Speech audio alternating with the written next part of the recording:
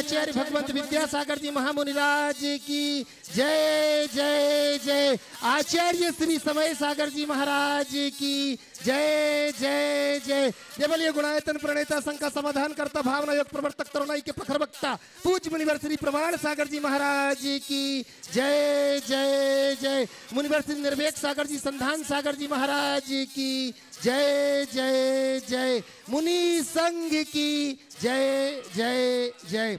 प्रिय बंधुओं, तीर्थराज शीतल धाम की इस नगरी में आयोजित देश के सर्वाधिक लोकप्रिय कार्यक्रम संघ का समाधान एवं संघ का समाधान में यहाँ उपस्थित एवं देश विदेश से जुड़े उन सभी श्रद्धालुओं का जो कि पारस चैनल, जिनवाणी चैनल एवं प्रामाणिक ऐप के माध्यम से इस कार्यक्रम का सीधा प्रसारण देख सुनवा आनंद ले रहे हैं, उन सभी का मैं सकल दिगंबर जैन समाज विदिशा की ओर से हार्दिक हार्दिक अभिनंदन करता हूं। बंधुओं, यह कार्यक्रम प्रारंभ हो उसके पूर्व अपन चलते हैं पूज्य गुरुदेव के चरणों में मंगल भावना भाते हुए नमोस्तु निवेदित करते हैं। भो स्वामी नमोस्तु नमोस्तु नमोस्तु। वो स्वामी नमोस्तु नमोस्तु नमोस्तु। बंधुओं, हमें बड़ी प्रसन्नता है, अनेक लोग गुणायतन से जुड़े हुए हैं। वहीं गुणायतन से जुड़ने के क्रम में जिन्होंने अपने आप को ट्रस्टी के रूप में जोड़ा था, कल प्रातःकाल ही आकर के आज प्रातःकाल वो यहाँ से चले गए हैं। यहाँ उपस्थित हो तो श्रीमान आलोक जी, अजित जी, अनिल जी जैन, संगीता जी, निधि जी, भासी साहेगढ़ से जोरदार ताली बजा करके हम इनका अभिनंदन करते हैं जिन्होंने अपने आप को गुणायतन से ट्रस्टी के रूप में जोड़ा हुआ था। बंधुओं, आज और एक परिवार जो हमारे बीच में है जो सूत्रधार के रूप में गुणायतन से जुड़े हुए हैं, मैं उस परिवार को मंच के निकट यहाँ पर आमंत्रित कर रहा हूँ। श्रीमती सरला जी, पति स्वर्गीय श्री मुलायम चंद जी जैन, सुषमा जी दीदी जी के बड़ी दीदी जो है हमारे, उनके परिवार से जबलपुर से श्री रजनीश जी जैन, श्रीमती मित्रा जैन, कुमारी इशिता जैन, खुशबू जैन, हर्ष जैन, समस्त परिवार यहाँ पर उपस्थित। मैं निवेदन करता हूँ पूरा परिवार एक बार मंच के निकट आए और इनका अभिनंदन करने के लिए मैं बसंत जी से निवेदन करता हूँ एवं चंद्रशेखर जी यहाँ उपस्थित हैं तो कृपया आए और इनका अभिनंदन करेंगे।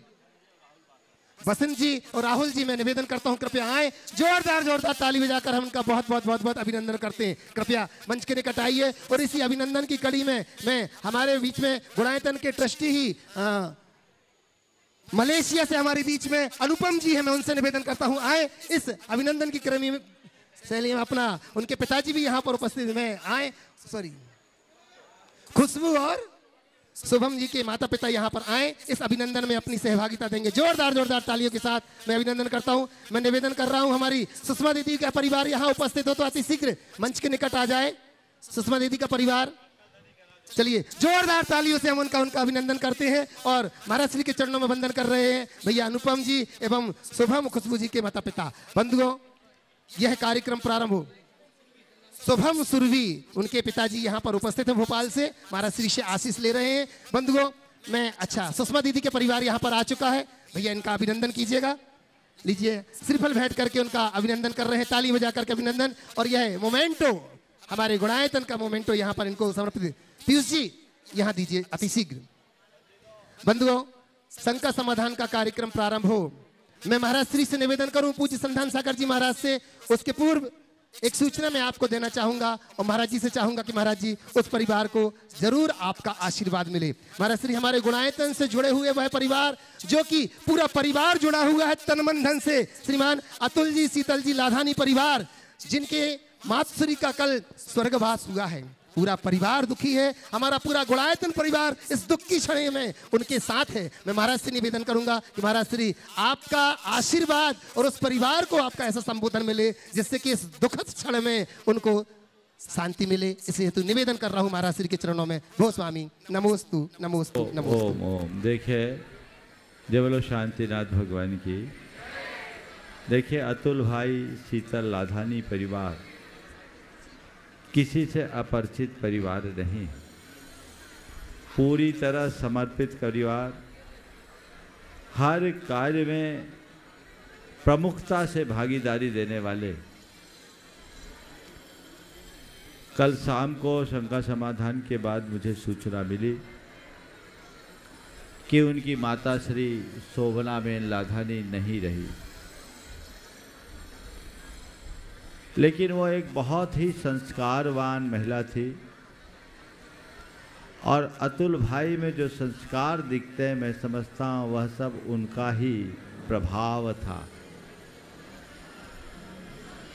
और कल जो मुझे जानकारी मिली उससे मन बड़ा हर्षित भी हुआ कि अतुल भाई ने अपनी माता जी का पूर्ण समाधि मरण संपन्न करा। उनका सुबह से स्वास्थ्य बिगड़ा था और इन्होंने पूरे परिवार ने सब मोह त्याग कर उनका समाधि मरण कराया। एक सच्चे धर्मात्मा की यही पहचान है। ऐसी घड़ी में मैं अतुल भाई, उनकी धर्मपत्नी शीतल और पूरे परिवार को आशीर्वाद देता हूँ। इस घटना को शोक का निमित्त बनाने की जगह वैराग्य का निमित्त बनाना चाहिए और अपने जीवन के लक्ष्य को पूरा करना चाहिए। निश्चित इस तरह की घटनाएं समाज जनों को अंदर से उद्वेलित करती है। मेरे पास गुणायतन के अनेक सदस्यों की सूचना आई, सबका मन दुखी, लेकिन हमें दुखी होने से कोई लाभ नहीं है। जीवन की सच्चाई को स्वीकार करते हुए आगे बढ़ना चाहिए। मैं पूरे परिवार को इसी भाव के साथ आशीर्वाद देता हूँ कि वे इसी तरह अपने आप को मोक्ष मार्ग में निरत रखते हुए अपने जीवन को सफल और सार्थक बनाएंगे। बहुत बहुत आशीर्वाद। संघ का समाधान प्रारंभ हो उसके पूर्व एक परिवार का और हम अभिनंदन करना चाहेंगे जिन्होंने अपने आप को सूत्रधार के रूप में अभी अभी जोड़ा है गुणायतन से। ऐसे श्रीमती साधना जी, ऋषभ जी जैन, पारस जैन, सपरिवार पारस कलेक्शन हमारे बीच में यहाँ पर मोहन जी नमकीन। मैं निवेदन करता हूँ मंच के निकट आए, जोरदार तालियों के साथ उनका अभिनंदन। और उनका अभिनंदन करने के लिए हमारे बीच में हमारे ट्रस्टीगण यहाँ पर उपस्थित हैं। मैं निवेदन करता हूँ मोहन जी नमकीन, उनसे निवेदन करता हूं कि इनका अभिनंदन करने के लिए मैं श्रीमती साधना जी, ऋषभ जी से निवेदन करता हूं कि आ जाएं। जोरदार करतर ध्वनि से हम उनका अभिनंदन करते हैं। मैं अब सीधे चल रहा हूं पूज्य मुनिवर श्री संधान सागर जी महाराज के चरणों में निवेदन करने के लिए कि भो स्वामी आपके मुखारबिंद से प्रारंभ हो संघ का समाधान का यह सत्र। नमोस्तु स्वामी, नमोस्तु स्वामी। मैं देख रहा हूँ दूर तक लोग सब बैठे हुए हैं और जो खड़े हैं पीछे वाले वो भी बैठ जाएंगे, तो जो बाद में आने वाले हैं उनको भी स्थान मिलेगा। आज के प्रथम प्रश्न के लिए मैं आमंत्रित कर रहा हूँ विदिशा का प्रथम महिला मंडल सद्भावना मंडल स्टेशन मंदिर के पास में, वे अपने स्थान पर खड़े हो जाए और प्रथम प्रश्न वे आज रखे हैं पूज्य महाराज श्री चरणों में। जिसका भी नाम बोले अपने स्थान पर सीधे खड़े हो जाएंगे। और उसके बाद में दूसरा प्रश्न जो है विद्यावर्धिनी महिला मंडल, महाराज जी ओम ओम ओम। देखिए थोड़ा अलर्ट रहो। हाँ, ओम ओम ओम। जब बोलो शांतिनाथ भगवान की। इतना फैला हुआ स्थान, फिर इतना शोर क्यों? सभी बैठ जाएं, सभी बैठ जाएं और एकदम शांत हो जाएं। विदिशा की समाज बहुत प्रबुद्ध समाज के रूप में अपनी पहचान रखती है, तो आपको अपनी प्रबुद्धता का प्रमाण प्रस्तुत करना है। इसलिए एकदम शांत हो जाएं, शांति के साथ इस कार्यक्रम को गति दें। ओम। अगर आप शांत नहीं होंगे तो इस कार्यक्रम को गति देना मुश्किल होगा। जो महिलाएं आगे पीछे हो रही है वे जल्दी से अपने स्थान पर स्थिर हो। चलिए बोलिए ओम, बोलिए जल्दी से। ओम। माइक दो, दूसरा दे दो जल्दी से। उसके बाद में विद्यावर्धिनी महिला मंडल तैयार रहेंगे।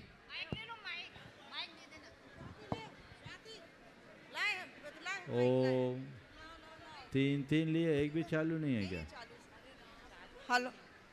मुनिवर के चरणों में सद्भावना महिला मंडल का त्रैवार नमोस्तु नमोस्तु नमोस्तु। गुरुवर, व्यावहारिक जीवन में कभी कभी ऐसा समय आता है कि हम सामने वाले को स्वीकार भी नहीं कर पाते और उसका प्रतिकार भी नहीं कर पाते। तो ऐसी द्वंद्व भरी स्थिति में हम क्या करें? और कभी कभी हमारा जब प्रतिकार होता है तो हम उस स्थान को छोड़ दें या मौन ग्रहण कर लें। इसके लिए जिसको हम स्वीकार भी नहीं कर पाते, प्रतिकार भी नहीं कर पाते, तो झंझट में पड़ो क्या? स्वीकार कर लो, झंझट ही खत्म। अगर प्रतिकार करने की संभावना नहीं है तो स्वीकार करो। दिस करो या डेट करो, मझधार में मत रहो। समझ गए? इसलिए जब भी ऐसी सिचुएशन हो जिसमें जीना हमारी नियति है तो उसे नियति की परिणति मानकर स्वीकार कर लेना चाहिए। इसमें ही शांति और भलाई हो। अगला विद्यावर्धिनी महिला मंडल, और उसके बाद में कौन है विद्यावर्धिनी? जल्दी खड़े हो। ये नहीं है, चलिए दूसरा अपने बोलिए। स्थान पर पहले खड़े हो नहीं जाएं। है, नहीं है। हाँ, अगला उसके बाद में है मेडिकल कॉलेज के जितने भी छात्र छात्रा हैं, एक साथ एक प्रश्न अपने ले रखेंगे। माइक वहाँ तक पहुँचा दें जब तक वे तैयार हो रहे हैं। उसके बाद में तैयार रहेंगे युवा मंडल, जो इतना भव्य और दिव्य पूज्य महाराज श्री के गुरुवर के आशीर्वाद से पंच कल्याण हुआ, उसमें एक भी दिन आगे नहीं आए। ऐसे भोजनशाला वाले और परिवहन विभाग वाले एक साथ रहेंगे, एक प्रश्न रखेंगे। Hello hello.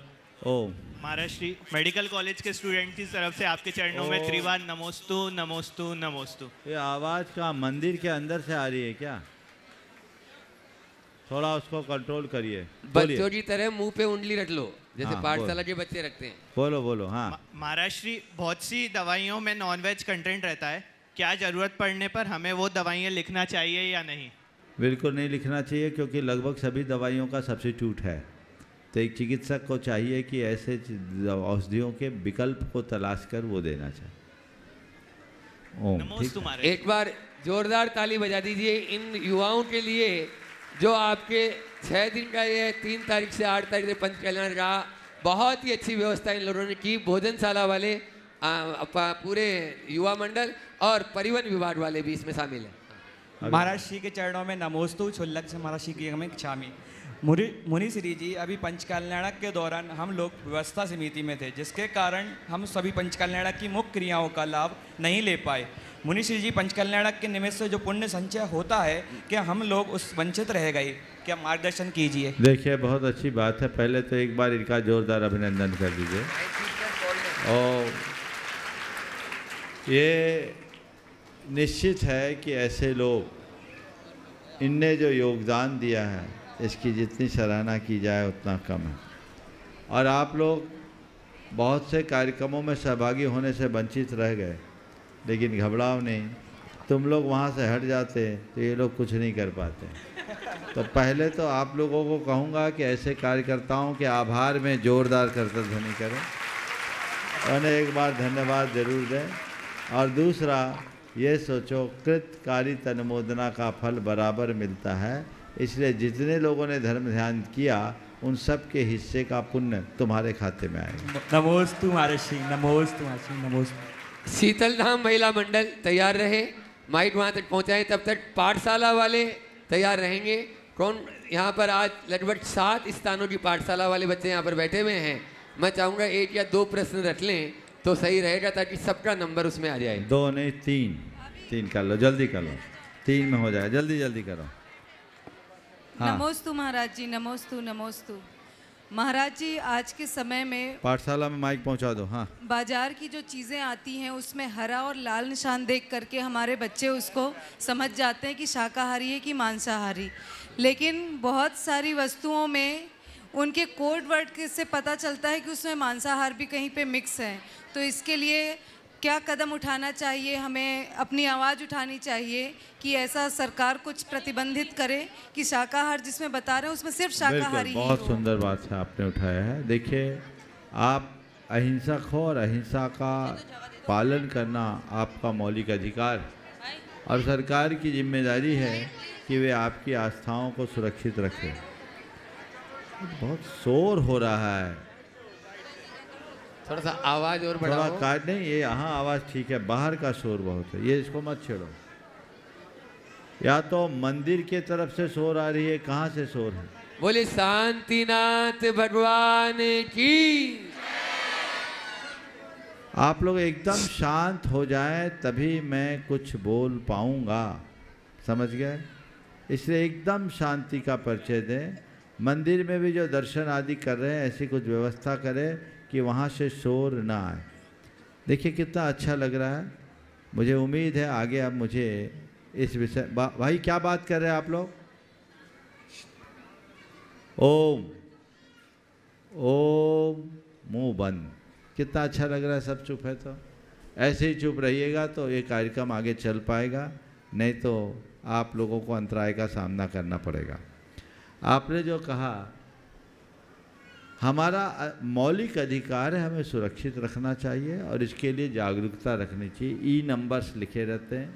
बहुत सारी कंपनियां अपने उत्पादों में असलियत छिपा लेती है, ई नंबर तो लिख देती है लेकिन इसे सिंबल के माध्यम से हरा और लाल चिन्ह नहीं देते, ब्राउन चिन्ह नहीं देते। तो आपको चाहिए कि इसके लिए संबंधित विभागों में लिखा पढ़ी कीजिए। बिल्कुल महाराज जी, इसमें जो भी करना होगा सुनो, हम लोग मेल डालिए और एक नहीं सब कोई भी प्रोडक्ट लेकर आए तो देखिए उसका ई नंबर क्या है और ई नंबर को आप गूगल में सर्च कीजिए।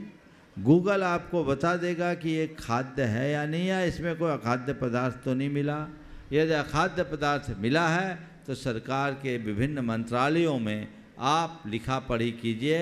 आपका प्रयास रंग लाएगा और उन कंपनियों को इसके लिए बाध्य होना पड़ेगा और इसके लिए हमारे कानून के विशेषज्ञों से भी राय लेना चाहिए कि हमें कानून इसमें कितनी सुरक्षा देता है। बहुत सही। अगला। हाँ, उसके बाद में पाठशाला वाले अपना प्रश्न पूज्य महर्षि चरणों में रखें। कौन सी पाठशाला ये तो बोल दो। समग्र पाठशाला। हाँ, समग्र पाठशाला, अलग अलग नाम नहीं बोल रहे हैं। चलो ठीक, तीन सवाल समग्र है। चलो हाँ बोलो बोलो। माइक भाई पहले से ठीक करो। ओ हाँ, ऑफ कर देते आप लोग माइक, ऑन करके दिया करो। अगला नाम दो। अगला। हाँ बोलो। दूसरी प्रश्न ये है कि अगर हमने किसी खाने की वस्तु का त्याग करा और हमने बाय चांस उसे खा लिया और हमें पता चला उसके बाद हमने उसे तुरंत ही छोड़ दिया, तो क्या हमें उसका पाप पड़ेगा और अगर पड़ेगा तो कितना और उसका प्रायश्चित क्या होगा? नमो। देखिए, मुनियों के और गृहस्थों के अंतरायों में एक अंतराय प्रत्याख्यान सेवन, यानी कोई त्यागी हुई वस्तु खाने में आ जाए तो जैसे पता लग गया कि हमने खा लिया अंतराय कर दो, यानी उसके बाद कुछ मत खाओ, ये उसका प्रायश्चित। चलिए आगे दीजिए। हाँ, दूसरी पाठशाला। ओम। एक ही, कुल 3 सवाल। तीन प्रश्न करने हैं, आप सब पहले से तय करके आना था। हाँ, दूसरी कर रहे हैं और तीसरा तैयार रहे। ये बच्चों को ही आज ऑफर है, बड़ों को नहीं। बच्चों के लिए बोलो। दो माइक दो जल्दी से इधर। हाँ बोलो। मंच पर उपस्थित सभी मुनिराजों को हमारी पाठशाला की ओर से बारंबार नमोस्तु छुल्लक जी को इच्छामि। महर्षि, हमारा प्रश्न ये है कि कई बार महर्षि यह नियम ले लेते हैं कि श्रावकों को नियम देंगे और फिर आहार लेंगे, तो हम लोग तब वह नियम ले भी लेते हैं, परंतु समय समय पर हम अपने हिसाब से उसमें कुछ छूट रख लेते हैं, तो ये कहाँ तक सही है? देखो, सीधी बात है, महाराज तुमको नियम दे रहे हैं और तुमको पुषाए तो नियम लेके आहार दो। समझ में नहीं आए तो महाराज ये तो नहीं बोलते कि तुम ही से आहार लेंगे और नियम दे के ही लेंगे, ऐसे तो कोई महाराज नहीं मिलते। ये तो महाराज का ऑफर है, मुझे आहार देना है तो ये नियम लेना होगा। तुमको समझ में आए तो नियम लेके दे दो और तुम्हें लगता है कि मैं नियम के योग्य नहीं हूँ तो दूर से उसकी अनुमोदना कर दो, हिसाब बराबर हो गया। लेकिन नियम लेने के बाद बेईमानी करना ठीक बात नहीं है, सारा पुण्य छीन हो जाएगा। नियम को लो तो उसको निष्ठापूर्वक निभाओ। और एक बात मैं सभी के लिए कहता हूँ, नियमों को अपने अनुरूप मत ढालो, स्वयं को नियमों के अनुरूप ढालने की कोशिश करो, तब आगे बढ़ेंगे। चलिए तीसरा प्रश्न पाठशाला। महर्षि, यदि हम आहार देना फिर नहीं दे तो फिर पाप नहीं लगेगा? क्यों लगेगा पाप? अनुमोदना करो और आहार देना तो हिम्मत से नियम निभाओ। चलो तीसरा प्रश्न। अब जितने बच्चे सब पूरे खड़े हो जाएं ताकि उनकी भी फोटो आ जाएगी और आप लोग एक प्रश्न कर लें जल्दी से, फास्ट जल्दी से। गुरुवर के चरणों में विद्यासागर पाठशाला रामद्वारा की परिवार की ओर से नमोस्तु नमोस्तु नमोस्तु गुरुवर। गुरुदेव, जब हम बहनें पाठशाला में बच्चों को भेजने के लिए माता पिता से संपर्क करते हैं तो विशेष रूप से माता पिता की तरफ से 2 परेशानियां हमें सुनने में मिलती हैं।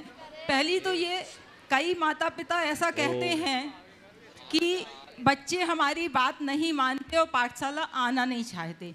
एक परेशानी तो ये बताते हैं, और दूसरी परेशानी जो हम लोगों को समझ में आती गुरुदेव, कि माता पिता खुद भी धार्मिक शिक्षा से ज़्यादा लौकिक शिक्षा को महत्व देना चाहते हैं।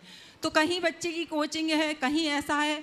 तो गुरुदेव, मैं इस मंच के माध्यम से आपसे निर्देशन चाहती हूँ, या उन सब पेरेंट्स के लिए, अभिभावकों के लिए ये संदेश चाहती हूँ कि लौकिक शिक्षा के साथ साथ धार्मिक शिक्षा कितनी आवश्यक है। देखो, मैं तो एक पंक्ति में कहता हूँ, आप चाहते हो कि बुढ़ापे में बच्चा मेरा बच्चा बना रहे और मुझे वृद्धाश्रम का मुख न देखना पड़े, तो आज बच्चों को पाठशाला भेजना शुरू कर दो। जो अपने बच्चों को पाठशाला भेजेंगे, बुढ़ापे में उनके बच्चे तीर्थ यात्रा कराएंगे, वृद्धाश्रम नहीं भेजेंगे। बच्चों के अंदर संस्कार बनाना चाहिए और संस्कार बढ़ाने का प्रयास पाठशाला के माध्यम से होता है।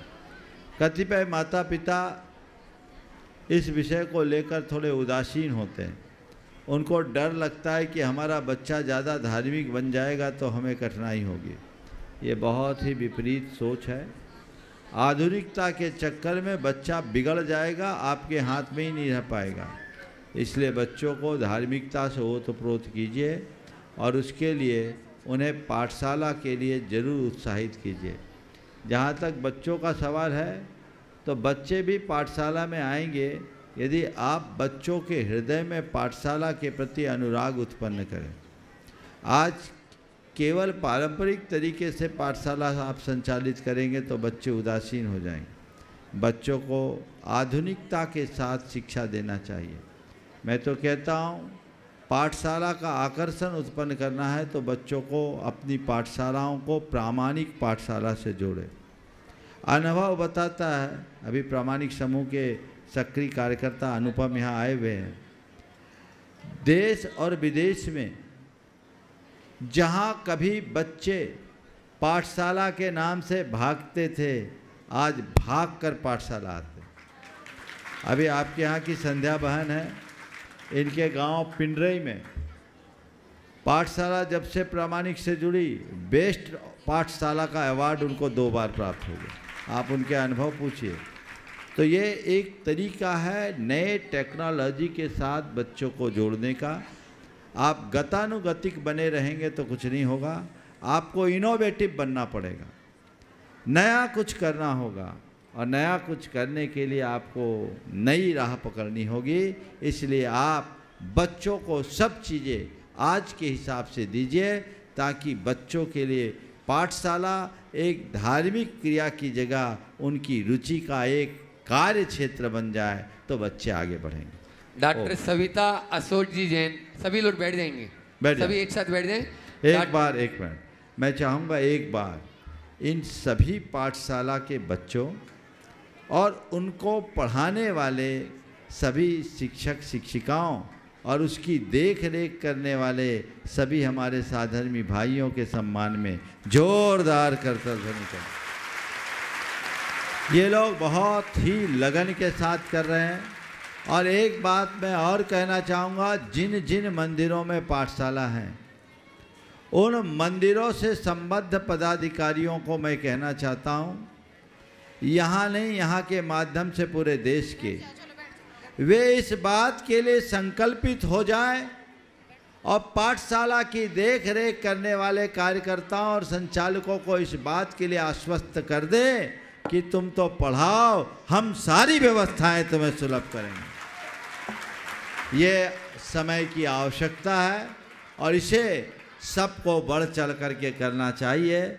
मुझे उम्मीद है विदिशा में तो कुछ कमी होगी नहीं, और अगर कमी होगी तो उसकी पूर्ति में आप लोग कोई कोर कसर नहीं रखेंगे। सभी मंदिर कमेटियां इस पर ध्यान देगी। डॉक्टर सविता अशोक जी जैन, विदिशा जो डुणाइतन के शिरोमणि संरक्षक है, और उसके बाद में आज अपने इस संकट समाधान के सत्र में मलेशिया से, जिनका अभी महाराज जी विजिट करते, अनुपम भाई यहाँ उपस्थित है, वे भी तैयार रहें। नमोस्तु महाराज जी, इच्छामी शुल्लक जी। मेरा प्रश्न है कि एक परिवार है जिनका एक जवान बेटा है जो अवसादग्रस्त है, और जब वो अपने खराब मिजाज में रहता है तो वो अपशब्द भी कहता है, माता पिता पर शारीरिक आघात भी कर देता है, और जैसे ही वह सामान्य होता है तो वो उस क्षमा याचना भी कर लेता है। अब ऐसे में और अन्य लोगों के साथ भी वो इस प्रकार का व्यवहार कर जाता है, तो लोगों को इस बात का बुरा मानना चाहिए कि नहीं, या और उसके साथ कैसा व्यवहार करें जिसमें उसके स्वास्थ्य में सुधार हो, क्योंकि वो चिकित्सीय सेवा लेने के लिए देखिए तैयार नहीं है। सबसे पहले तो मैं सलाह दूंगा, ऐसे लोगों के लिए सबसे पहले उत्तम चिकित्सा करनी चाहिए, जो मेडिकल एड है वो करना चाहिए। दूसरी बात, उन्हें भावना योग कराना चाहिए। अवसाद से ग्रसित लोग अगर भावना योग करते हैं तो उस पर बहुत अच्छा परिणाम निकलता है। जो डीप डिप्रेशन में है उन्हें गौशाला जाना चाहिए और कम से कम आधा से पौन घंटा गायों के साथ उनको सहला कर बिताना चाहिए। अमेरिका में काव यार्ड थेरेपी विकसित हुई है। वहाँ आधा घंटा से 1 घंटे के फीस लिए जाते हैं। गाय और घोड़े के बीच रहने से डिप्रेशन बहुत जल्दी दूर होता है। ये लोगों ने प्रयोग किया, प्रूव किया। तो मैं कहूँगा कि उस बच्चे को चिकित्सा कराइए, भावना योग कराइए। और भावना योग चूँकि बहुत ज़्यादा कॉम्प्लिकेशन है इसलिए चिकित्सा भी बहुत ज़रूरी है। भावना योग कराने के साथ गौशाला ले जाइए, गायों के साथ उसे समय बिताने की कोशिश कीजिए। मुझे पूर्ण उम्मीद है वह स्वस्थ हो जाएगा। गायों का क्या प्रभाव पड़ता है मुझे डॉक्टर सुहास शाह मुंबई वालों ने एक बार बताया था इसी शंका समाधान के कार्यक्रम में।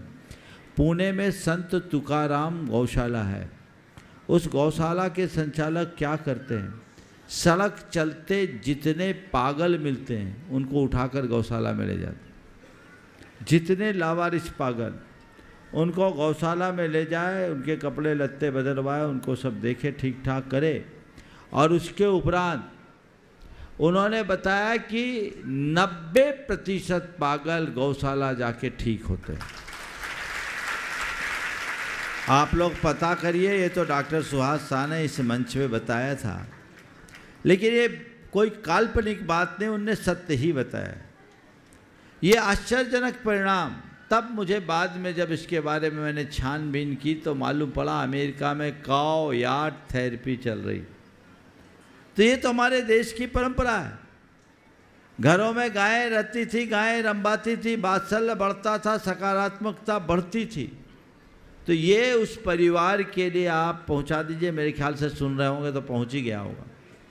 दूसरा, ऐसे बच्चों के प्रति या ऐसे व्यक्तियों के प्रति हमें बहुत सकारात्मक और संवेदनशीलता का परिचय देना चाहिए।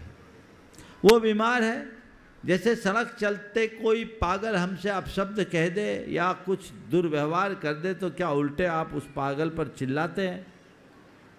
वो उसके बुद्धि के नियंत्रण में ही नहीं है, उसकी बुद्धि उसके नियंत्रण में नहीं है, वो आउट ऑफ कंट्रोल है, कुछ भी बोल रहा है।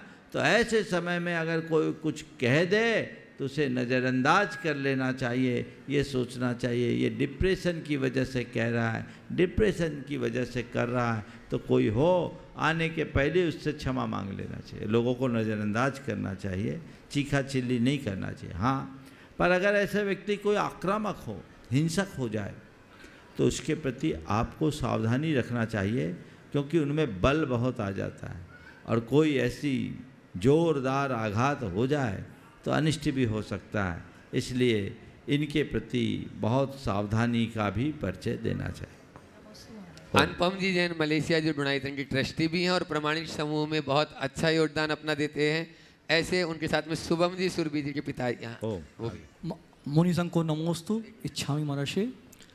महर्षि प्रश्न थोड़ा सा मेरे अंदर का हल्का सा संकलेश के लिए, कोई बहुत दिन बाद क्वेश्चन पूछ रहा हूँ, थोड़ा सा एक्स्ट्रा ले लूँगा समय। कम समय में जल्दी बात करो। जी महाराज जी, मलेशिया में अभी जैसे हम लोग 4-5-6 फैमिलीज़ हैं जो पूरा आपके आज्ञा से, आपके आशीर्वाद से चैत्यालय स्थापना हुई, 17 महीने से निर्बाध रूप से अच्छी तरह चल रहा है। फैमिलीज भी बढ़ती जा रही हैं, डेली अभिषेक पूजा पाठ करने वाले भी बढ़ते जा रहे हैं। विजय भैया के सानिध्य में बहुत अच्छे सिद्ध चक्र प्रदान भी हो गया। अभी क्या हो रहा है कि 4-5-6 फैमिली हम लोग जैसे पूरा डिसिप्लिन मेंटेन कर रहे हैं, मंदिर जी की व्यवस्थाएं बना रहे हैं, तो उसमें कुछ 2-4 फैमिलीज हैं जिनको कभी कभार कुछ चीज़ें ठीक नहीं लगती। उतने तक तो ठीक है, लेकिन कई बार संकलेश बढ़ जाता है। तो अब उसमें महाराज जी मेरी साइड से क्या होता है, मैं तो भगवान और आपका नाम लेकर निकल जाता हूँ। ऐसा है, ये सब निजी बातें हमारे साथ अलग से डिस्कस कर सकते हैं। सवाल करो, ये मंच उसके लिए नहीं। सवाल करो, क्या पूछना है? जी महाराज जी, महाराज जी बस बाकी सवाल कुछ नहीं था। आशीर्वाद, चलो बैठो, दूसरे को मौका दो। एक बार इनके लिए जोरदार करतल ध्वनि कर दीजिए। चलिए आगे बढ़ो।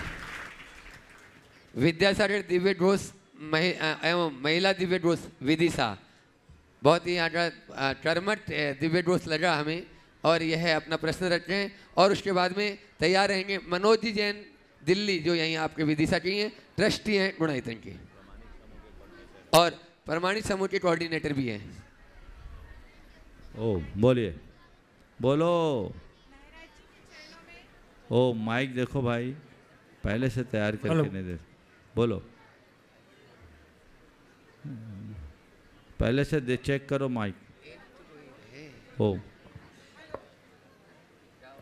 हेलो, महाराज जी के चरणों में त्रिबार नमोस्तु नमोस्तु नमोस्तु। महाराज जी, आजकल पूजन सामग्री में मंदिर में प्लास्टिक के चावल उपयोग में होने लगे हैं, ये कहाँ तक उचित है? ये गलत सूचना है, कोई प्लास्टिक के चावल उपयोग में नहीं होते। मैंने पता किया कि प्लास्टिक जो है, सड़ा से सड़ा प्लास्टिक 65 रुपये किलो है।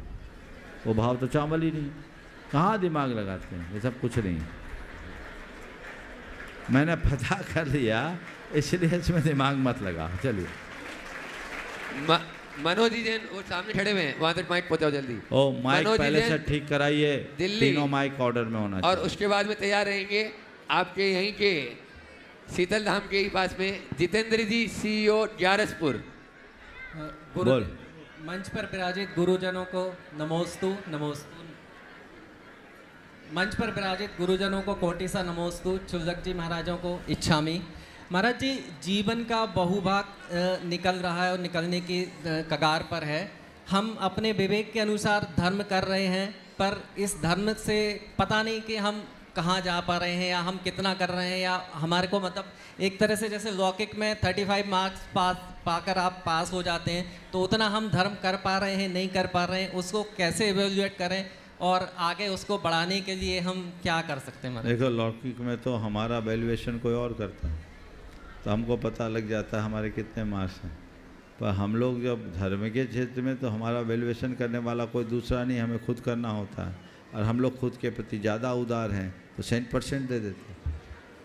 लोग आत्ममुग्धता में जीते हैं, थोड़ा करके बहुत किया जैसा अनुभव करते हैं। अगर हम तटस्थ भाव से अपनी समीक्षा करें, तब हमारे धर्मी होने का सही बोध हमें होगा। हम यथार्थ में कितना धर्म कर रहे हैं और कैसा धर्म कर रहे हैं, इसका अंदाज हमारे भावों और बर्ताव से लगता है। हमारे मन में कषाय की तीव्रता है या नहीं, कलुषता है या नहीं, हमें इसे जांचना है।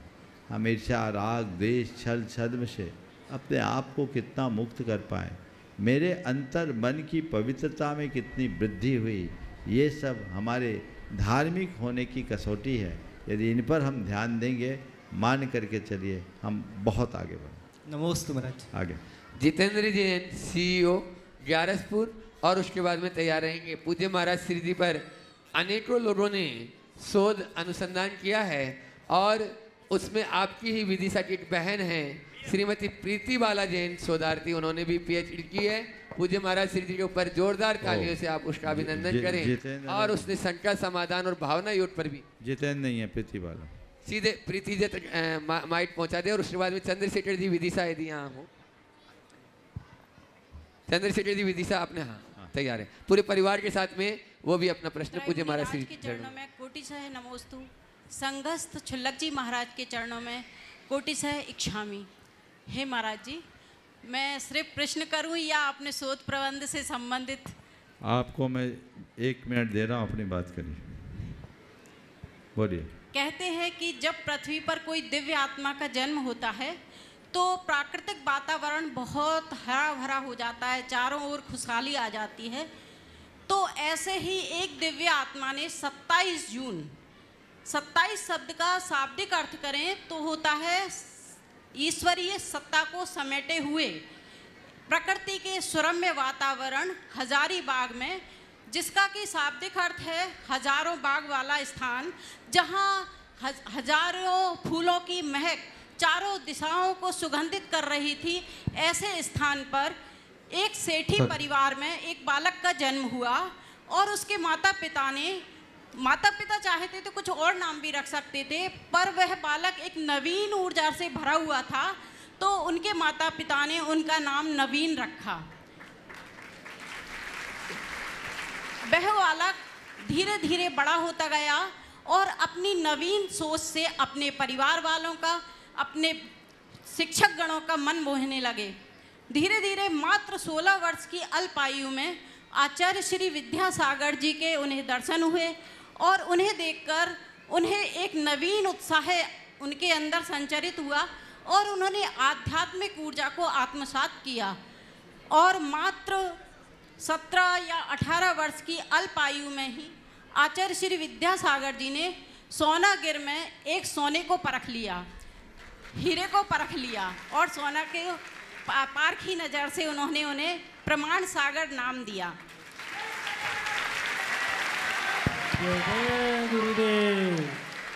परम पूज्य मुनि श्री प्रमाण सागर जी महाराज पर मैंने अपना शोध प्रस्तुत किया है, शोध प्रबंध पूर्ण हो गया है मेरा।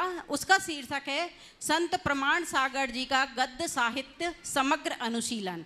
जब हम किसी साहित्यकार की साहित्य पर चर्चा करते हैं तो उनका जीवन व्यक्तित्व प्रकाश में लाना हमारा परम कर्तव्य हो जाता है। तो तृतीय अध्याय में मैंने उनका जन्म एवं बाल्यकाल, युवा अवस्था, जैनेश्वरी दीक्षा और उनके परिसय विजय के 22 परिसय विजय के अंतर्गत जो उन्होंने परिसय सहन करने की आत्मशक्ति को प्रबल किया, वो सारे प्रसंग उसमें लिए हैं। और इसी के साथ साथ इस जो शोध कार्य मैं कर रही हूँ उसकी प्रेरणा स्रोत मेरी समधन, जो कि मेरी बड़ी बहन की तरह मुझे प्यार करती हैं, SSL जैन महाविद्यालय की प्राचार्य डॉक्टर शोभा जी जैन और मेरे पिता श्री अमोलक चंद जी जैन इस शोध कार्य के प्रेरणा स्रोत रहे। एवं जो द्वितीय चतुर्थ अध्याय है उसमें मैंने मुनिश्री को निबंधकार के रूप में प्रस्तुत किया है। एक निबंधकार अपने मन की स्वच्छंद वृत्ति के साथ जो यत्र तत्र इधर उधर जो सूत्र बिखरे रहते हैं उन पर विचरण करते हैं और एक निबंधकार का सबसे बड़ा संबल होता है उसकी दृष्टि, जो कि उसे अपदार्थ से भी अपदार्थ पुस्तकों से नीति भरे वाक्यों को खोज लेने में सहायक होती है और छोटे से छोटे पदार्थों में भी वे सांकेतिक अर्थों को ढूंढ लेते हैं। ऐसे मुनिवर के निबंधों को मैंने प्रस्तुत किया है और 6वें अध्याय में मैंने उनकी लघु कथाओं को लिया है। लघु कथाएं आकार में बहुत छोटी होती हैं लेकिन उनका अर्थ बहुत गंभीर होता है, जो कि जो कहा जाता है उससे ज़्यादा महत्वपूर्ण जो नहीं कहा जाता वह होता है। एक बिजली की कौंद की भांति उसका अर्थ हमारे जीवन में चमकता है। जैसे कि चलनी ने कहा सुई से कि तेरे तो मुंह में छेद है। मुनिश्री की लघु कथा है कि चलनी ने कहा सुई से तेरे मुंह में तो छेद है, तो सुई ने तपाक से कहा अरे तेरा तो पूरा मुंह छेदों से भरा है। अब वो क्या कहना चाहते हैं वो हमारे तुरंत हमारे जीवन में चमक उठ जाती है। इसी प्रकार वार्ता विधा के बारे में कल मैंने बताया था और मैंने एक हिंदी साहित्य की एक अभी जो प्रचलित विधा है साक्षात्कार विधा, जिसको इंटरव्यू कहते हैं, आंतरिक दृष्टिकोण। इंटरव्यू में मैंने 4 अप्रैल 2023 को सम्मेत शिखर जी में जाकर मुनिश्री प्रमाण सागर जी का साक्षात्कार लिया। उसकी वीडियो विजय भैया के पास सुरक्षित है। मुनिश्री आज्ञा देंगे तो उस साक्षात्कार की वीडियो भी कभी दिखाएंगे। साक्षात्कार में हम किसी महान व्यक्तित्व को, किसी बड़ी सेलिब्रिटी का, हम उसके व्यक्तित्व से संबंधित, उसके कार्य क्षेत्र से संबंधित और आसपास जो कुछ चल रहा होता है उस संबंधित उसका व्यू लेते हैं तो अच्छा रहेगा। एक मिनट कहा था। हाँ। इस शोध कार्य को मैंने पूर्ण किया है और इसका सबसे मेहनती काम होता है इस शोध के बाद प्रूफ रीडिंग का। तो जो प्रूफ रीडिंग ग्रामेटिकल मिस्टेक्स जो होती हैं उसमें सबसे मेहनत का काम रहा मेरे भाई साहब जो कि अपेक्स ब्रांच मैनेजर राजेंद्र जी जैन हैं, वो दूर खड़े हुए हैं बहुत और मेरे जेठ जी महेंद्र कुमार जी, इन्होंने मेरी इस प्रूफ रीडिंग में बहुत सहायता की है। बहुत सुंदर। देखिए इन्होंने 4 साल मेहनत की तो 4 मिनट का हक तो इनका बनता है। ठीक है, अपना सवाल जल्दी से कर लीजिए। इस शोध की निर्देशिका डॉक्टर ज्योति धनोतिया है, जो कि भोपाल में हमीदिया कला एवं वाणिज्य के महाविद्यालय की प्राध्यापक हैं। मैं जब भी उनके पास कुछ लिखकर ले जाती सवाल कर लीजिए, हो गया आपका सवाल कर लो। 5 दिन तो से आपका 5 बार मुझे भी मालूम है, 5 दिन से आपका नाम आ रहा था, जल्दी बोलो, नाम आया है। जल्दी कर लो। आपके द्वारा रचित पंक्ति है, झुकता है फलदार वृक्ष ही। आपकी ऐसी अनेकों पंक्तियां हैं जो कि सूक्तियों का काम करती हैं। कहते हैं कि शिक्षा व्यक्ति को विनम्रशील, सहनशील, नीतिवान, चरित्रवान बनाती है, लेकिन इसके विपरीत आज के उच्च शिक्षित युवा अपना एकाकी जीवन जीना चाहते हैं, उग्र स्वभावी हो गए हैं और अहंकार के पत्थर हाथों में लिए घूम रहे हैं। तो ऐसी उच्च शिक्षित युवा पीढ़ी हमारे देश को, समाज को क्या योगदान दे सकती है? बहुत सुंदर, बहुत अच्छा सवाल है आपका। एक बार इनके लिए करतल ध्वनि कर दीजिए। काफ़ी श्रमपूर्वक इन्होंने अपना काम किया, बस अभी बोलने का अवसर नहीं है, बहुत ओवर काम टाइम हो गया, नहीं तो दूसरे लोग फिर अधीर हो उठेंगे। आपने जो सवाल किया है कि आज के उच्च शिक्षा संपन्न युवक और युवतियों में जिस तरह की एकाकीपन, आत्मकेंद्रित वृत्ति और अहंकारी प्रवृत्ति हो रही है, उसे किस नज़र से देखा जाए। मैं तो ये कहूँगा कि आज की उच्च शिक्षा की नीति पर हमें पुनर्विचार करना चाहिए, उन्हें अच्छा वातावरण देना चाहिए और उन सब के हृदय में एक आध्यात्मिक चेतना जगानी चाहिए। जब तक शिक्षा के साथ अध्यात्म को हम नहीं जोड़ते, तब तक जीवन की धारा नहीं बदलती। आज एक ही मकसद बन गया, लर्निंग एंड अर्निंग। हमें लर्निंग अर्निंग के लिए नहीं, लर्निंग लिविंग के लिए भी करना चाहिए। ये बोध जब तक हम नहीं जगाएंगे, तब तक कोई परिवर्तन नहीं हो पाएगा। बहुत बहुत आशीर्वाद। चंद्रशेखर जी विदिशा अपना प्रश्न पूज्य महाराज श्री जी चरणों में रख रहे हैं, जिनको आज नवदा भट्टी पूर्वक पूज्य गुरुवर के आहार दान कराने का सौभाग्य प्राप्त हुआ। ऐसे अनन्य भट्ट, चंद्रशेखर जी विदिशा, और उसके बाद में सचिन जी तैयार रहेंगे। 1 मिनट के लिए समय महाराज जी से मिला है हमको। चलो बोलो। मुनि संघ के चरणों में बारंबार नमोस्तु नमोस्तु नमोस्तु। महाराज श्री के पड़गहान और सा आनंद आहारचर्या संपन्न होने के बाद उस परिवार में ऐसी कौन सी ऊर्जा आ जाती है कि शरीर थका होने के बाद भी मन प्रफुल्लित रहता है? ये तो तुम अपने अनुभव से बताओ, मैं क्या बोलूं। महाराज श्री ऊर्जा दिखाई नहीं देती। बिल्कुल, ये श्रद्धा की ऊर्जा है जिसका अनुभव किया जा सकता है, बोला नहीं जाता। बहुत सुंदर। नमोस्तु। सचिन जी यहाँ शीतल धाम ट्रस्ट कमेटी के अध्यक्ष अपनी बात रख रहे हैं। बोलो उसमें एक नाम शीतल धाम की यहाँ पर्चियाँ आई हुई है, विद्यावर्धनी बहुमंडल, इनके द्वारा छत्र चमर महामंडल की इतनी बड़ी लिस्ट आई है जिन्होंने अपना सहयोग किया है। मैं लिस्ट पूरी नहीं बांट रहा हूँ, आपको जो है आप लोग जोरदार तालियों से इन सभी दानदाताओं का स्वागत अभिनंदन कर दीजिए। और एक मूर्ति में भी एक राशि दी है, श्रीमती सुनीता सौरभ जैन, पूना, इंदौर, इनके लिए भी आप जोरदार ताली बजा दीजिए। और भी जो महानुभाव दिए हैं उनकी लिस्ट इनके पास में होगी, आप नाम उधर बोल दीजिए। पर्ची वहाँ बोलो देवादिदेव 1008 श्री बर्रो वाले बड़े बाबा की जय। बोलो पूज्य प्रमाण सागर जी महाराज की जय, मुनि संघ की जय। हम सभी का महान पुण्य जागे कि पूज्य मुनि संघ अल्प प्रवास के लिए विदिशा पधारे। अल्प प्रवास के दौरान भव्य पंच कल्याणक संपन्न कराया, भावना योग कराया और आज शीतल धाम में निर्माण कार्यों को बारीकी से देखा और जैन संस्कार बच्चों का जैन संस्कार भी कराया। साथ में शीतल धाम के आज पूरे मंदिर जी के कार्यों को बारीकी से देखा और उपयोगी सुझाव और आशीर्वाद प्रदान किया। हम इस अल्प प्रवास पर हे गुरुदेव विदिशा की समस्त जनता, समस्त समाज के लोग कृपया हाथ जोड़ें और निवेदन करें गुरुदेव से कि भोपाल से लौटकर विदिशा में आप चातुर्मास करें भगवान। ऐसी हमारी प्रार्थना है, अनुनय है, विनय है।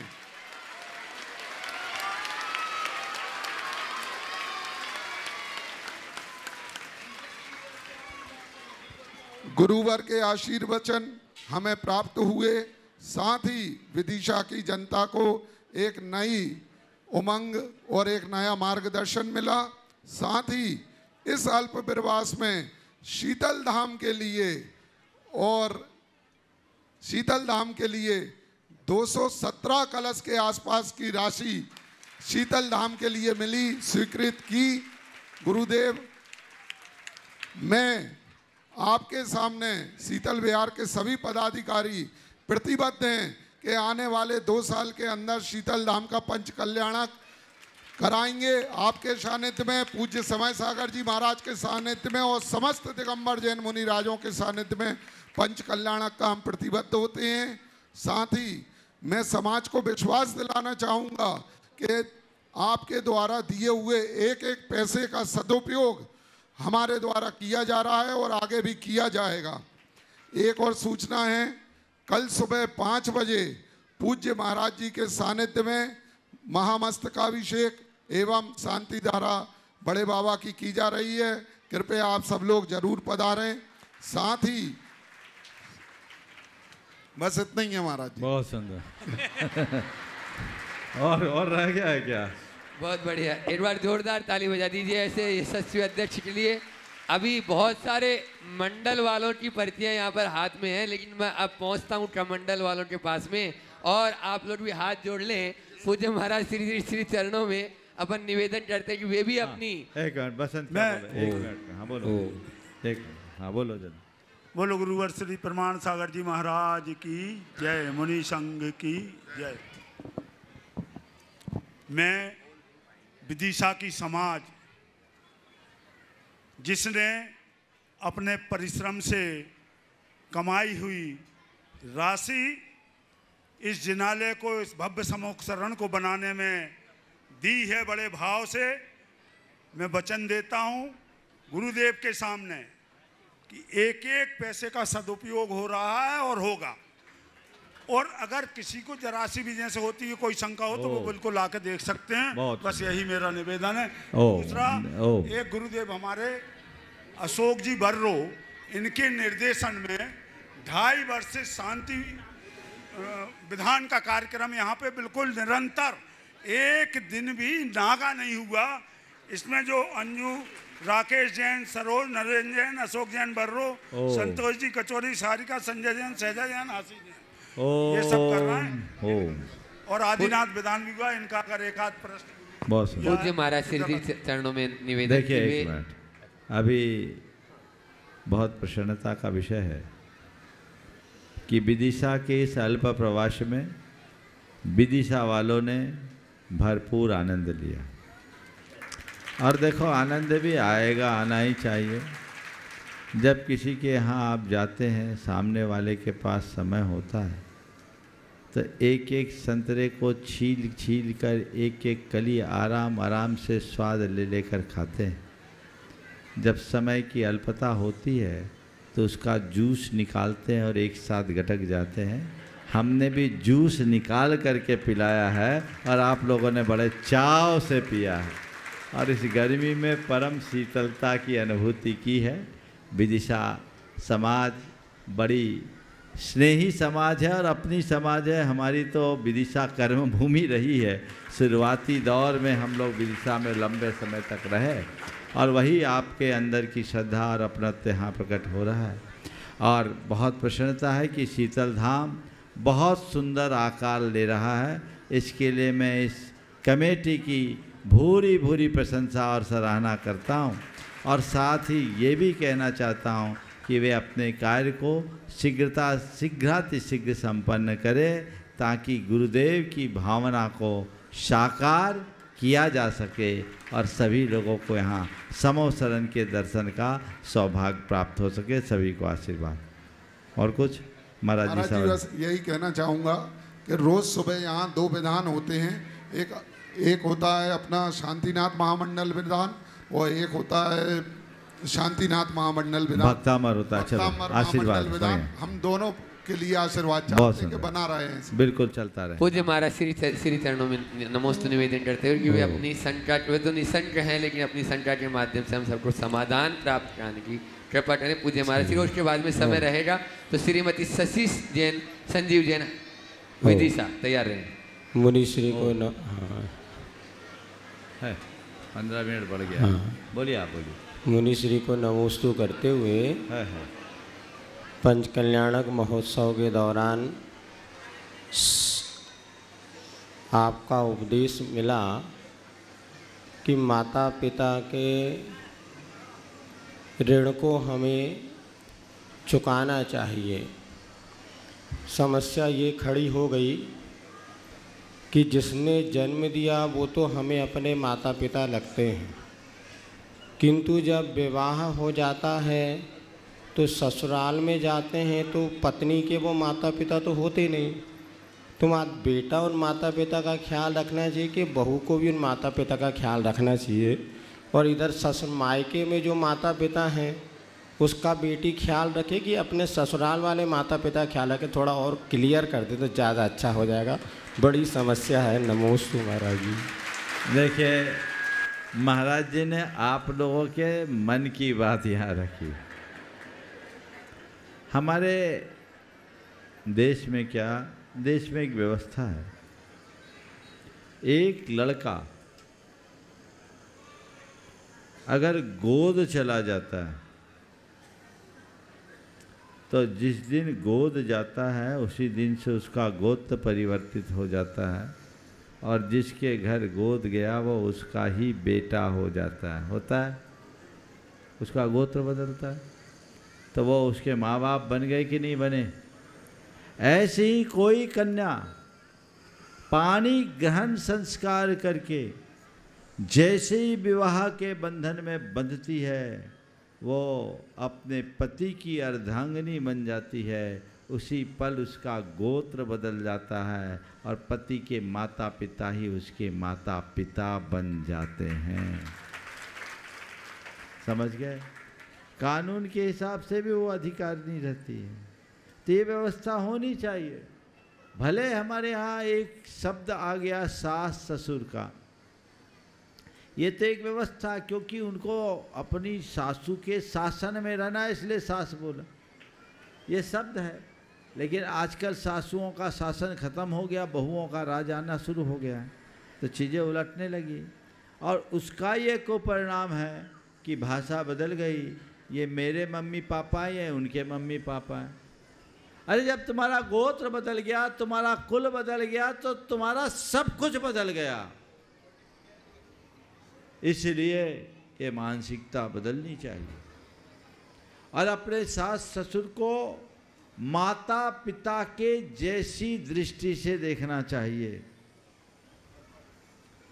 लेकिन ये एक तरफा नहीं होना चाहिए, दोनों तरफ से होना चाहिए। ऐसा मैं आज के संदर्भ में कह रहा हूँ। हमारे देश में ऐसी परंपरा, हम खासकर हमारे समाज में ऐसी परंपरा रही कि हमारे बड़े बुजुर्ग बेटियों के यहाँ कुछ नहीं देते थे। ये तब चलता था जब एक पिता की अनेक संतान होते थे। संभाल ले, अब तो एक ही बेटा या एक ही बेटी, तो अब क्या करेंगे? उनका निर्वाह कौन करेगा? तो अगर किसी की बेटी तुम्हारे घर आकर तुम्हें अपनाती है तो तुम्हारी भी जिम्मेदारी है, जिसने उसे तुम्हारे घर भेजा है तुम उसको भी अपना बनाओ। जरूरत पड़ने पर साथ निभाना चाहिए। और ऐसी कई घटनाएं प्रकाश में आई हैं जहां बेटियों ने अपने पिता को मुखाग्नि दी ना, समय क्या करे, संतान नहीं। और दूसरा ये भी मैंने अनेक देखा कि कई महिलाएं जो विवाह के उपरांत अपने ससुराल गई और ससुराल में अपने ससुराली जनों की तो सेवा की ही, ज़रूरत पड़ने पर अपने माता पिता ही नहीं पूरे परिवार का उत्थान किया। ये व्यवस्था होनी चाहिए परस्परता के भाव से, लेकिन ये मानसिकता हटनी चाहिए कि ये मेरे मम्मी पापा, ये उनके मम्मी पापा। जहाँ तौ मम की वृत्ति आती है वहीं विवाद जन्म लेता है। ये विवाद समाप्त होना चाहिए, तब जीवन का पथ प्रशस्त होगा। आगे श्रीमती शशि संजीव जैन विदिशा, और उसके बाद में तैयार रहेंगे जिन पूरे समाज ने जिनको समाज भूषण के उपाधि से नवाजा, ऐसे हृदय मोहन जी जैन। संपूर्ण प्राणी जगत की सभी समस्याओं का त्वरित समाधान देने वाले कल्याणकारी मंगलकारी मुस्कुराहट के स्वामी मुनि श्री प्रमाण सागर जी महाराज सहित तय मुनि राजों के चरणों में नमोस्तु नमोस्तु नमोस्तु। हे मुनि श्रेष्ठ, मेरी जिज्ञासा है कि जिन मंदिरों में संपूर्ण विश्व के सुख शांति और समृद्धि की भावना से की जाने वाली शांति धारा का वाचन महाव्रती व्रती या संयमी व्यक्तियों के द्वारा ही क्यों किया जाता है, और इसका शांति धारा करने वाले पर क्या प्रत्यक्ष या अप्रत्यक्ष लाभ होता है, और महिलाएं भी पढ़ सकती हैं क्या? देखिए, शांति धारा शांति की कामना से की जाती है। जिसके हृदय में जितनी शांति होगी उसकी भावना उतनी उन्नत होगी, और जितनी उन्नत भावना होगी उसका प्रभाव उतना होगा, विशुद्धि उतनी अधिक होगी। तो महाव्रती मुनि संयमी त्यागी जनों के मुख से कराने के पीछे यही प्रयोजन है। लेकिन इसका मतलब यही करे ऐसा नहीं, अगर उनकी उपलब्धता नहीं है तो जो है वो करे, और उनमें जिनकी धर्म की समझ हो, जिनके हृदय में विशुद्धि वो करे, और जो शुद्ध उच्चारण करते हैं वो करे।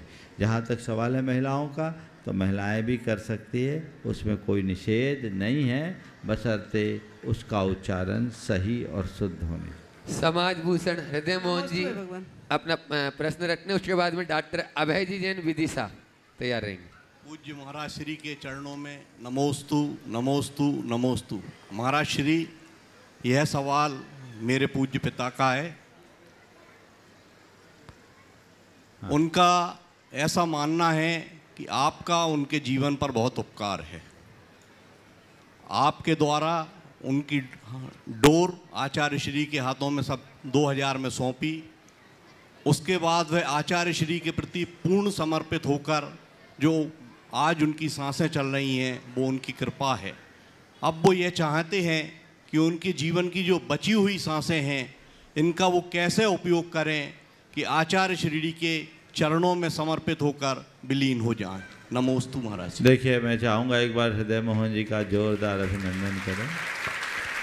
उम्र के इस पड़ाव में और विषम शारीरिक परिस्थिति में भी ये इनके अंदर का उत्साह है कि इस सभा में आकर के 1 घंटे से बैठे हैं, उपस्थित हैं। निश्चित इन्होंने अपना पूरा जीवन गुरुदेव के प्रति समर्पित रखते हुए, मेरे साथ तो इनका व्यक्तिगत जुड़ाव था ही, धर्म की प्रभावना में महती योगदान दिया है, और ये योगदान इनके कल्याण का कारण होगा।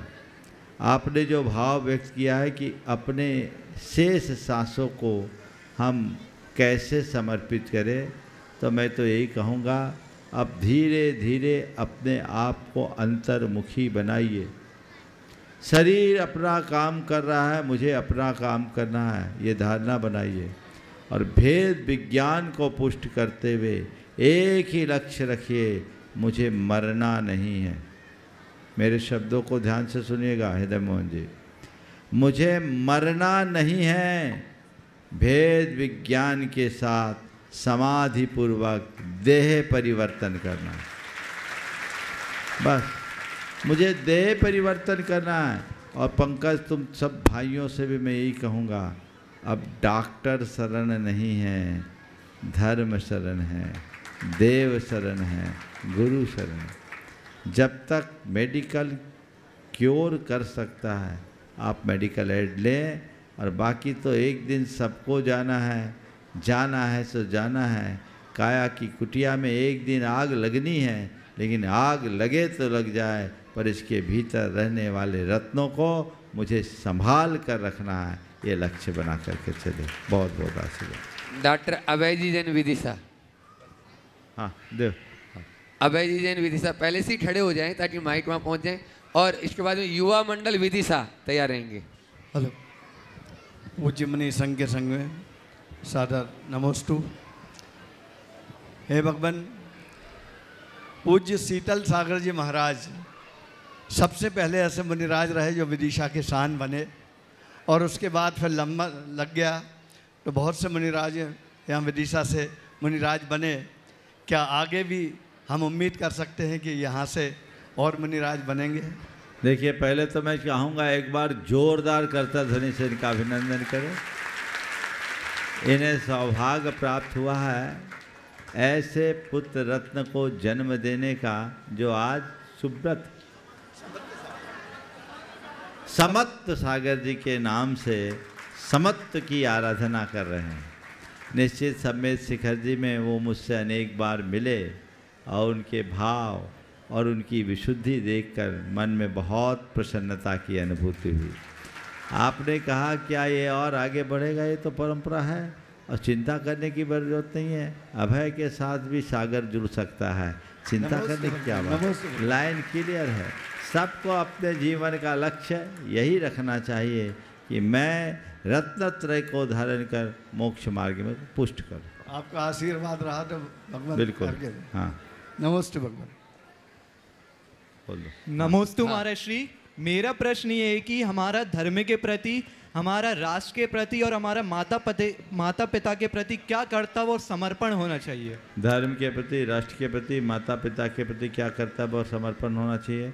धर्म के प्रति पहला कर्तव्य तो यह है कि हमसे धर्म की प्रभावना हो, अप्रभावना न हो। मैं धर्म विरुद्ध कार्य न करूं और धर्म के विस्तार में जितना बन सके बढ़ चढ़ करके हिस्सा लूं।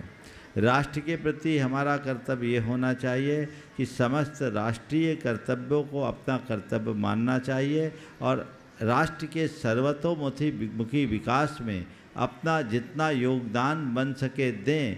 कदाचित न दे सके तो कम से कम जो राष्ट्र हित में बाधक हैं ऐसे कृत्यों और कार्यों से बचना चाहिए। और माता पिता के प्रति हमारा कर्तव्य यही है कि अपने आचरण और व्यवहार से उनके गौरव को बढ़ाने में अपना सर्वस्व लगा देना। नमस्ते महाराज। निरंजन जी पाटनी पूर्व अध्यक्ष शीतल धाम, हाँ ये तैयार रहेंगे। और तारण समाज, तारण तरण महिला मंडल तैयार रहेंगे। जो लिखा है निरंजन, निरंजन जी पाटनी पूर्व अध्यक्ष शीतल धाम नहीं, तारण तरण महिला मंडल। और उसके बाद में रत्नेश जी जैन एडवोकेट, हाँ, जो ट्रस्टी हैं शीतल धाम। आगे आ जाओ जब तक तारण तरण। हाँ, नमोस्तु महाराज श्री। बोलो। हाँ निरंजन जी बोलो। पूरे मुनि संघों के चरणों में नमोस्तु नमोस्तु नमोस्तु। इच्छामी इच्छामी इच्छामी। सवाल जल्दी से। हाँ महाराज श्री, भगवान के आगे जाकर कुछ मांगना नहीं चाहिए, ये हमने पढ़ा है, लेकिन शांति धारा में वो सब कुछ है जो हम मांगते हैं, इसका में क्या वो है? अपने लिए नहीं मांगो, सारे संसार के लिए मांगो तो कुछ नहीं। हम अपने लिए क्या, हम तो शांति मांगते हैं। हम तो शांति धारा में क्या कहते हैं? सबकी शांति हो। इसमें क्या बुराई है? हमारे अंदर शांति हो, सबकी शांति हो तो कोई दोष नहीं। क्या आप शांति मांगते हैं कि और कुछ मांगते हैं? हम तो बोलते हैं सर्व शांति भवतु, उसमें सब आ जाएगा। चलिए। तारण तरण महिला मंडल और उसके बाद में रत्नेश जी जैन एडवोकेट ट्रस्टी शीतल धाम तैयार रहेंगे। प्रश्न रखो, बोलो। गुरुदेव श्री के चरणों में बारंबार त्रिबार नमोस्तु एंड मुनि संघ को भी इच्छामी। बोलो जल्दी। सात मुनि श्री, 7 तत्व को 3 भागों में विभाजन किया गया है, तो वस्तु व्यवस्था के अनुसार आगम को अनुसार हे को पहले क्यों लिया है? और पाश्चात्य संस्कृति की दौड़ में हम अपने आप को स्वाध्याय से कैसे जोड़ें कि स्त्रीलिंग छेद कर हम अपना मोक्ष मार्ग प्रशस्त करें? बहुत अच्छी बात है, आपने बहुत गहरी बात कही। 7 तत्वों में हे, उपादेय और ध्येय को सबसे पहले हे को छोड़ा गया, इसलिए जोड़ा गया क्योंकि जो तो वो हमारे सबसे निकट है और हम उसी में रचे पचे हैं। और जिसमें रचे पिचे हैं वो रचने पचने लायक नहीं है, छोड़ने लायक है। और जिसे पाना है, जो हमारा ध्येय है, उसे देखो और उस ध्येय तक पहुंचने के लिए संवर और निर्जरा हमारा उपाय है। इसलिए उपादेय मानकर उसे स्वीकार करो। आधुनिक युग में स्वाध्याय से व्यक्ति तभी जुड़ सकता है जब उसके हृदय में आत्महित की भावना जगे। नमोस्तु महाराज जी, नमोस्तु नमोस्तु ओम नमोस्तु। रत्नेश जी एडवोकेट अपना प्रश्न रखने, उसके बाद में मुकेश जी बढ़ाकर। महाराज जी, मेरा प्रश्न व्यक्तिगत है कि वकालत का व्यवसाय जैन धर्म के हिसाब से कहाँ तक धर्म से संबंधित है और किस स्तर के बाद वो पाप का कारण बन जाता है? देखिए, जैन धर्म के अनुसार वकालत गलत नहीं है, बशर्ते वो सही तरीके से किया जाए। अभिभाषक का मतलब क्या है? जो किसी व्यक्ति को न्याय दिलाने के लिए लड़ाई लड़े। तो न्याय दिलाना, अन्याय से बचाना बुरी बात नहीं है, पर आजकल अधिवक्ता का पेशा अलग रूप ले लिया है। अब न्याय दिलाने के लिए नहीं, गलत को सही साबित करने के लिए अगर कोई वकालत करे तो उसका उल्टा हो जाएगा। तो आप ये कोशिश करें कि हम न्याय दिलाएं, किसी को अन्याय का शिकार ना होने दें, तो अपने जीवन को सुरक्षित रखें। महाराज जी नमोस्तु। श्रीमती मधु, अनिल जैन, सोनल जैन, अंकित जैन ने एक प्रतिमा बेदी छत्र चमरवा मंडल की राशि स्वीकृत करी है, आपका आशीर्वाद चाहते हैं। बहुत सुंदर आशीर्वाद। आप लोग जोरदार ताली से उनकी अनुमोदना करें। और उसके बाद मुकेश जी बढ़ाकर संक्षेप में अपना प्रश्न रखेंगे। और उसके बाद में ब्राह्मी महिला मंडल, एक महिला मंडल और है, ब्राह्मी महिला मंडल तैयार रहेंगे। ओम चलिए। महाराज श्री समग्र पाठशाला समिति की ओर से नमोस्तु नमोस्तु नमोस्तु। हे प्रभु, हे गुरुदेव, हम सभी लोग कैसे पाठशाला को चलाएं और हम लोगों को कैसे निभाना चाहिए? मैं मार्गदर्शन दे चुका। अगला सवाल। हाँ, ऋतु जैन विदिशा। ब्राह्मी महिला मंडल कहाँ है? जल्दी दो, पीछे। पाठशाला तो हो गई, चलो दोबारा नहीं, चलो अगला नाम बोलो। ऋतु जैन विदिशा यदि यहाँ पर है, उपस्थित हैं तो अपना प्रश्न रखें। देखो पीछे दो। शशि जैन टीकमगढ़, उनके बाद में तैयार रहेंगे।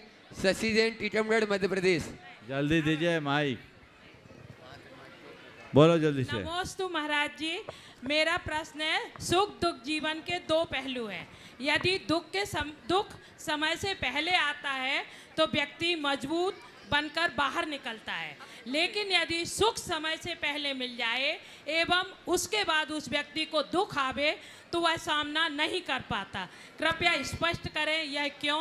शंका का इसीलिए तो कहते हैं कि सुख के दिनों में सुख त्याग कर दुख सहने का अभ्यास करो। देखो मंडल पीछे, मंडल वाले को भेजो। हाँ बोलो, आप बोलो। मैं पाठशाला की थी इसलिए मैं आगे दोनों में थी। बुलाया नहीं था आपको, चलो पीछे दो। हाँ चलो। नमोस्तु महाराज जी, नमोस्तु। अरे महाराज जी, मेरा प्रश्न भावना योग को लेकर है। भावना योग पास में ले हो। भावना योग, पहले मैं अपने घर में एक मंजिल सीढ़ी भी नहीं चढ़ पाती थी, लेकिन भावना योग नियमित करने से मैं अभी 4-5 महीने पहले श्री सम्मेद शेखर जी की पूरी वंदना पैदल करके आई हूँ। यह आपके भावना योग का चमत्कार है। आगे भी भावना योग नियमित करते रहूं, ऐसा आशीर्वाद दीजिए। बहुत सुंदर, बहुत बहुत आशीर्वाद। और इस प्रकार आज का सत्र यहीं पर पूर्ण होता है।